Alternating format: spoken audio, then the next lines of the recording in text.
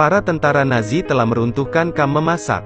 Soviet menyaksikan panci berisi bubur mendidih berserakan di tanah. Koki ini juga gugup pada waktu itu. Tetapi tergila-gila pada seluruh kamp.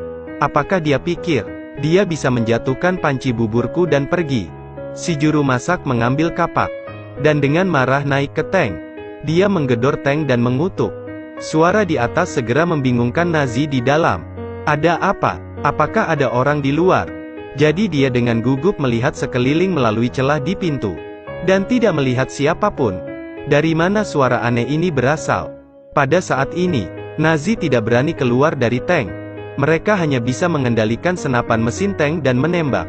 Koki terus memaki. Masih mau istirahat? Lihat bagaimana saya akan memperlakukan kalian. Setelah dipukul beberapa kali, senapan mesin buatan kapal China itu hancur berkeping-keping. Sekarang tentara Nazi akhirnya menyadari bahwa ada seseorang di atas mereka.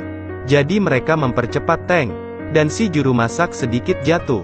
Si juru masak kemudian melepas celemeknya, dan menutup lubang pengamatan tangki.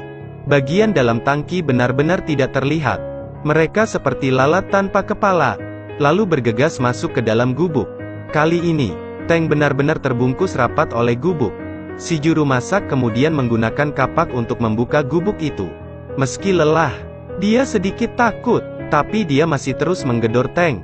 Setelah menakut-nakuti Nazi, dia masih tidak punya niat untuk berhenti. Dia melompat dari tank, sengaja membuat suara, berpura-pura menjadi banyak orang, juga mengubah suara untuk menakut-nakuti Nazi. Kemudian dia menggunakan api dan membakar tank. Kemudian dia memasukkan jerami yang terbakar dan membakarnya di dalam tenda. Kepulan asap tebal segera memenuhi kokpit. Kali ini, mereka akan mati lemas. Si juru masak terus memanjat dan mengutuk Nazi. Ketika Nazi mendengar ini, mereka panik. Mereka mengira, pasti ada setidaknya satu kompi pasukan Soviet di luar. Dan kali ini mereka pasti mati. Jika mereka tidak keluar, mereka akan mati lemas. Mereka pikir, satu-satunya jalan keluar adalah menyerah. Jadi tentara Nazi membuka pintu tank, dan menyerahkan senjata mereka. Kemudian, mengangkat tangannya tanda menyerah. Koki itu menarik tentara Nazi itu keluar dari pintu tank. Kemudian tembak pistol di langit. Dan beritahu orang-orang di dalam, untuk menyerahkan semua senjata mereka. Cepat. Ketika orang-orang di dalam membuang semua senjata, prajurit Nazi dengan takut-takut berbalik, dan berbicara, "Kakak, apakah kamu satu-satunya di sini?" Si juru masak tertawa dan berkata, "Terkejutlah Pak Tua, aku sendirian di sini." Kemudian, ketika pasukan Soviet berbalik, mereka melihat tank Jerman, Komune. Mereka panik dan langsung bersembunyi di balik semak-semak. Tapi ketika kapten menarik rumput untuk memeriksa situasi, dia melihat si juru masak ada di sana. Dengan gembira tertawa dan menjaga tentara Jerman. Jadi itu adalah kaptennya. Dia bingung, dan kemudian membawa kawan-kawan ke dekat kamp mereka berempat. Tentara Nazi diikat ke papan, yang pasti membuat mereka tidak bisa keluar.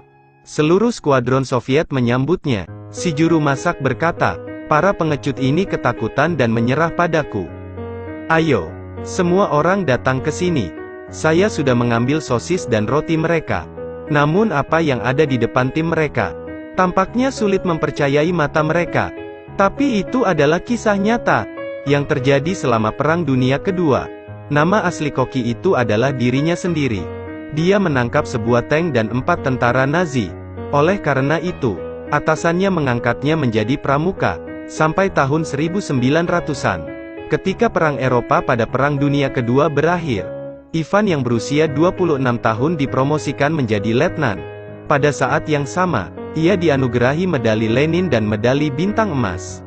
Dapat dikatakan, bahwa dia adalah pendiri banyak kemenangan, dan gelar militer dengan keberaniannya sendiri.